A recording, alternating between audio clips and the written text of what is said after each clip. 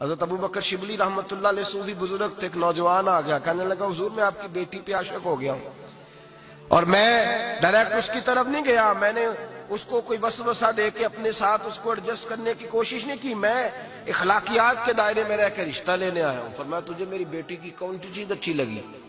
نوجوان کہنے لگا خوبصورت بڑی ہے۔ آپ نے فرمایا ٹھیک ہے، تو 1 مہینے کے بعد آنا، میں تیرا رشتہ کر دوں گا۔ حضرت نے اس کو دوائی کھلائی، بچی کو دست آنے لگے، پخانے لگ گئے۔ 1 مہینہ سارا وہ پخانے کرتی رہی، وہ جو پخانہ کرتی تو ایک مٹکے میں گھڑے میں سنبھال دیتے۔ 1 مہینے کے بعد وہ نوجوان آیا، اس نے دیکھا کہ اس کی آنکھوں کے نیچے سیاہیاں پڑ گئی ہیں، رنگ بدل گیا ہے، کمزور ہو گئی ہے، ہاتھ کانپتے، ہڈیوں کا گٹھا بن کے لگی ہوئی ہے۔ فرمایا آجا میں تیار ہوں۔ پردہ ہٹایا کہ جی میری بیٹی ہے شادی، کہنے لگا میں نے تو نہیں اس سے شادی کرنی۔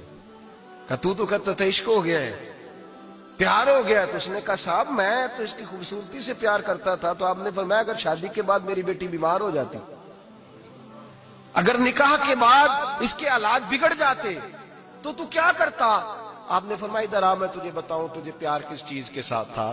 اس کا بازو پکڑا اور گند والے مٹکے پہ لے گئے، فرمایا تو اس گند سے پیار کرتا، یہ ہے تیری محبت۔ میرے نبی پاک صلی اللہ علیہ وسلم نے گھر ٹوٹنے سے بچانے کا نسخہ پہلے یہ بتایا، فرمایا خالی دولت دیکھ کے شادی نہ کرنا، دولت متکبر بنا دے گی، اور خالی حسن دیکھ کے شادی نہ کرنا، حسن آدمی کو سرکش بنا دیتا ہے۔ حضور کیا دیکھیں؟ فرمایا دین دیکھ کے شادی کرنا، اللہ تمہارے لیے برکت پیدا فرما دے گا۔ دین دیکھ کے نکاح کرو، دین دیکھ کے نکاح کرو۔ محبوبہ یہ دین والا لفظ کس کے لیے ہے؟ فرمایا ادھر آؤ، کائنات میں اگر اللہ نے سب سے شان والی بیٹی دی ہے تو مجھے دی ہے، اور میں اس علی کو دے رہا ہوں جس کا مکان بھی کوئی نہیں، کاروبار بھی کوئی نہیں، جس علی کا بظاہر کوئی بینک بیلنس نہیں، کوئی مربع نہیں، کوئی شے نہیں۔ حضور علی کے پاس کیا ہے؟ فرمایا میرا علی عشاء کے بعد قرآن شروع کرتا ہے تو فجر سے پہلے ختم کر دیتا ہے۔ میرا علی صبح کی نماز کے وقت تلاوت شروع کرتا ہے تو ظہر سے پہلے قرآن مجید پڑھ دیتا ہے۔ فرمایا رزق کھاتا ہے، تھوڑا کھاتا ہے پر حلال کا کھاتا ہے۔